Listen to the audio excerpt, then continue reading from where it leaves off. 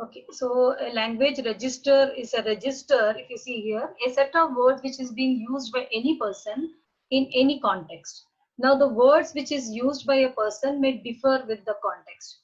So, if you are in a house, your words, the language which you use, the words which you are using to communicate may be different as compared to you when you're talking with your teacher, as compared to when you're talking with your friends, as compared to you're talking with your child. So, it all differs with the situation. So that is this communication which is used in the form of a vocabulary for communication is known as a language register. Now, one or two examples I have just shown you wherein we can say a person at home may use different type of vocabulary with his family members. But the same person may use different types of vocabulary. Vocabulary is nothing but the number of words which you are able to speak at a particular given period of time. So these words change with the context. Now, there are different types of registers. So let us see the different type of register. If you see, these are also called as categories or types of registers, language registers. Okay, questions come with reference to the full length questions or in short notes. So if you see, there are 5 types of language registers, namely formal, informal, intimate, static, and consultative. So as the name itself suggests, these are some of the type of language which is being used at different contexts. So let us see one by one what are the different types of language registers or categories of language registers. The first category, when you see, it is with reference to the static register. Now what is the meaning of static is it is fixed. Okay, it cannot be changed over a period of time, or it cannot be changed every now and then. So these language which is being used in different contexts is fixed in nature. It is not quite often being changed. So which are these type of static registers? It is also in this kind of register, the vocabulary is already imprinted, it is already fixed, so people have to just follow it the same manner in which it has been framed. Okay, so for example, you all know about the Constitution of India. These are all, there are different articles which is being provided in Constitution. So these have to be followed by everybody, irrespective of caste, creed, gender. So the language which is used in a constitution is a kind of static register. Again, coming to your national anthem, your national song, your bylaws, your articles of association or memorandum of association of company. These are some important document which is being kept, in the company, so that the people come to know about basically the important features or important articles or important message, important protocol. All these are registered in this kind of a register. So this is called as static because it is fixed in nature. It cannot be, if you see the constitution also, only certain amendments at times it is being done, but we cannot change the entire article at a stretch. No, it is not possible. Even your national song, national anthem, it has been coming since years. So these have to be followed and have to be sung in the same manner, and the getting up and saluting the flag and singing, reciting the national anthem and national song, it has been done in all the occasions. So it has been, such kind of registers are called as static register. Now you should remember this for your day-to-day basis also, because you all are using it also in the school also it is being done. And constitution too, it is permanent. We are referring to many things in the constitution, which is the basic document of our company, of our country, we can say. Next is, let us see, yeah, what is formal register? Formal registers can include, everything from an academic essay and your wedding essay to wedding vows. What is formal means? It has got a certain frame of rules and regulations which are to be followed by the members in a meeting, you can say, or when the members come together for attending certain official, meeting or get-togethers. If you could see in the picture also, when there is a meeting, such kind of company meetings we have staff meeting. So here the language which is being used, it is formal nature. The meaning of that is You cannot speak or the language, you cannot speak whatever language you feel like to talk in an official meeting. So an official meeting, the words are already, very formal in nature. Like for example, we say, welcome sir, good morning. So we have agenda to be discussed. Okay, the minutes of the meeting are as follows. So these are some of the words or kind of a language register which is being used in certain official meeting. So here you can give examples, say your agenda, your staff meeting. You can also give example of PTA meeting. You can give examples of office meeting, which has to follow a certain decorum if it has to be spoken in such kind of a meeting. The opposite of that is an informal language when we say with your friends, with your relatives.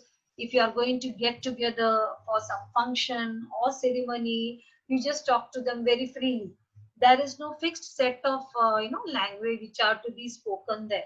So you can say hi baby, hi honey, how are you, fine. So all this kind of thing, you can invite your friends. Yes, can you join for the party today, can you get join for a coffee today. So these are some kind of a language which you use, using language with your friends.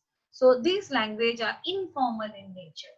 So there is no preset rules and regulation which have to be followed in meeting with your friends or being with your relatives or family. So it is just an informal way of getting things done. Now next is consultative registers, as the term itself says. Consultation. When do we go for consultation to any expert? We try to get we try to give consultation, and we try to get consultation from experts in the respective field.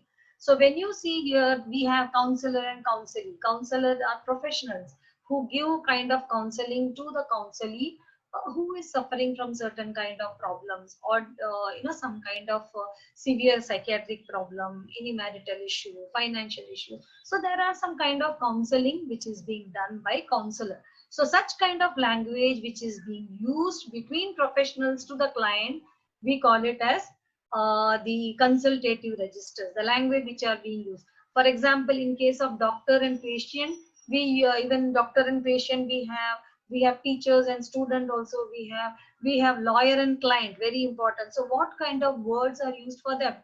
For example, words like fees, consultation fees, follow up, petition, your hearing, adjourn, so postponement, all these are some kind of words which you all are familiar, which is being used in the consultative type of registers. So counselor and counselee we have doctor and patient. So here the whatever terms which are being used are of course, it may be a combination of say formal and informal, where we cannot use whatever we want to talk to the doctor. But of course, the doctor also tries to get the information from the patient in a slightly informal way also, by making a rapport with the patient and try to get information from them. But however, the words which are related to such kind of the meeting or such kind of counseling or such kind of a talk or conversation definitely have consultative words, like do come back after, get well soon, okay, show me the previous report, what are the symptoms, what are the diagnosis, these are the consultation fees you have to pay. So these words, whenever you write, you will have to write about the words which are there in this kind of registers. So such words which are used for consultation purpose, or which is used during a conversation between a professional and a client, that is called as a we can say consultative registers. Let's move further. Okay, next we have intimate register. This also, you know what is intimate registers, as the term itself says, very close. Okay, the relationship between two persons are different from one another. If a teacher and student, the relationship is different, and husband and wife, the relationship is different, mother and child is different, grandfather and grandmother are different, boyfriend and girlfriend, they are different. So there are different types of relationship which is there in our life. But those relationships which are very intimate, means close to us, like we have mother and child. It is a permanent bondage between a mother and child. So a mother cuddles her child, a mother talks to her child politely, also uses some kind of words to bring in discipline, always is there with the side of a son or daughter. So the words which are used for her, the child will be my angel, okay, like in day-to-day terms also we say my love, my dear. You just hug the child and you then have a bonding relationship. So such words are used to bring in intimacy between the two persons.